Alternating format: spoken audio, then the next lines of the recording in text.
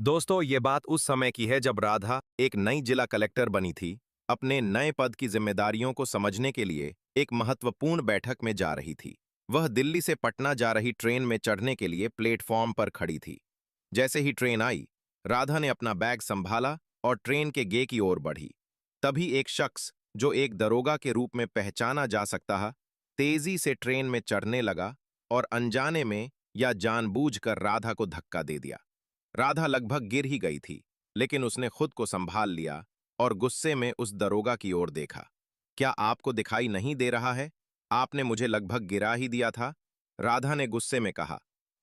दरोगा ने राधा की ओर देखा और तुरंत अपनी गलती का एहसास हुआ। माफ कीजिए मैडम, मैं बहुत जल्दी में था, दरोगा ने कहा। लेकिन उसकी आवाज में सच्चाई नहीं थी। राधा ने उसकी माफी को स्वीकार नहीं किया और ट्रेन के अंदर चली गई। वो एक खाली सीट पर बैठ गई और अपने बैग को संभालने लगी। दरोगा भी उसी डिब्बे में चढ़ गया और राधा के सामने वाली सीट पर बैठ गया। राधा ने उसकी ओर देखा और महसूस किया कि वो उसे घूर रहा था।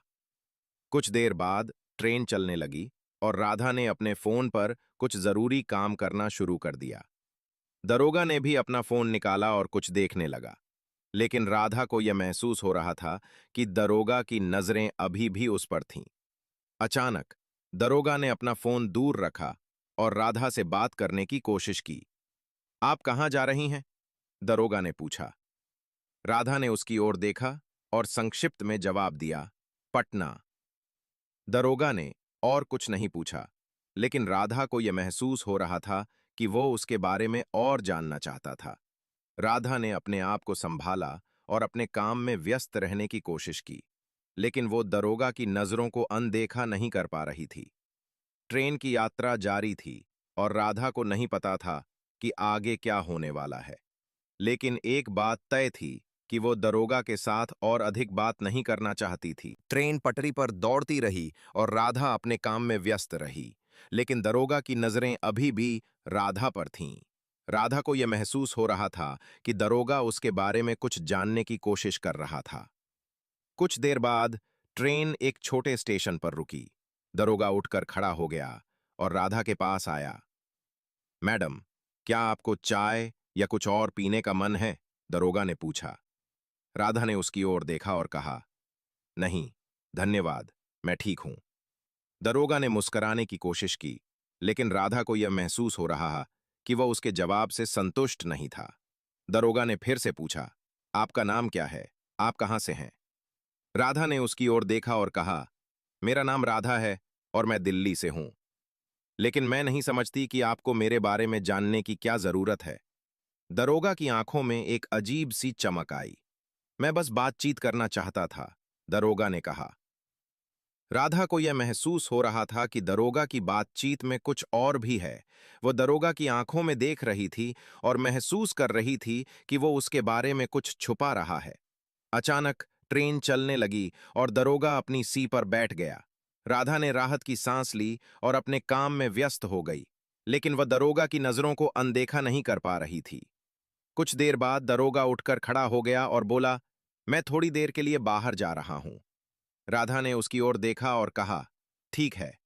दरोगा ट्रेन के गेट की ओर चला गया और राधा ने राहत की सांस ली। लेकिन जैसे ही दरोगा गेट के पास पहुंचा, उसने पीछे मुड़कर राधा की ओर देखा।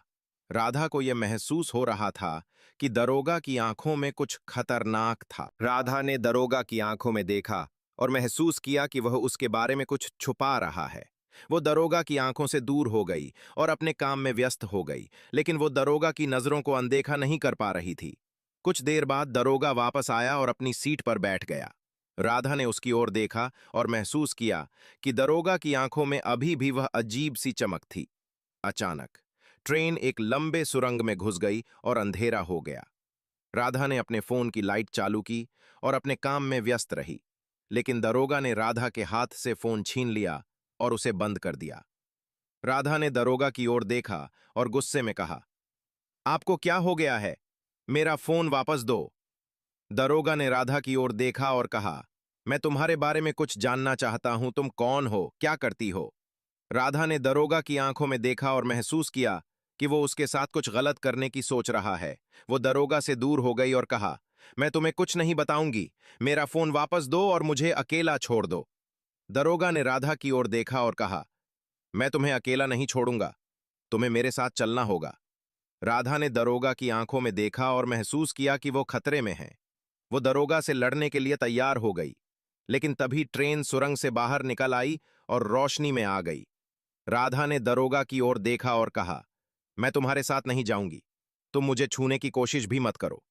दरोगा ने राधा की ओर देखा और कहा, तुम्हें मेरे साथ चलना होगा। मैं तुम्हें नहीं छोड़ूंगा। राधा ने दरोगा की आंखों में देखा और महसूस किया कि वो उसके साथ कुछ गलत करने की सोच रहा है। वो दरोगा से लड़ने के लिए तैयार हो गई। राधा ने दरोगा की आंखों में देखा और महसूस किया कि वो उसके साथ कुछ गलत करने की सोच रहा है। वो दरोगा से लड़ने के लिए तैयार हो गई। दरोगा ने राधा को पकड़ने की कोशिश की, लेकिन राधा ने उसे धक्का दे दिया और अपने आप को बचाने की कोशिश की। ट्रेन के अन्य यात्री इस संघर्ष को देखकर हैरान रह गए। कुछ लोगों ने दरोगा को रोकने की कोशिश की, लेकिन दरोगा ने उन्हें धमकाया और कहा कि यह उसकी व्यक्तिगत समस्या है। राधा ने अपने आप को बचाने के लिए दरोगा के खिलाफ संघर्ष किया। उसने दरोगा को मारा और अपने आप को छुड़ाने की कोशिश की। तभी ट्रेन एक स्टेशन पर रुकी और राधा ने दरोगा से छुटकारा पाने के लिए स्टेशन की ओर भागने की कोशिश की।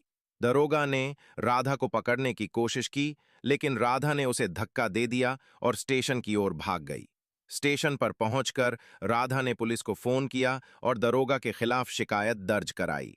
पुलिस ने दरोगा को गिरफ्तार कर लिया और राधा को सुरक्षा प्रदान की। राधा ने दरोगा के खिलाफ बयान दिया और न्याय की मांग की। दरोगा को अदालत में पेश किया गया और उसे सजा सुनाई गई। राधा ने राहत की सांस ली और महसूस किया कि उसने अपने अधिकारों के लिए लड़ाई लड़ी है। इस घटना ने राधा को मजबूत बनाया और उसे अपने अधिकारों के लिए लड़ने के लिए प्रेरित किया। वो एक प्रेरणा बन गई और अन्य महिलाओं को अपने अधिकारों के लिए लड़ने के लिए प्रोत्साहित किया।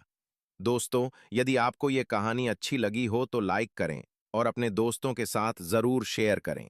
और हाँ,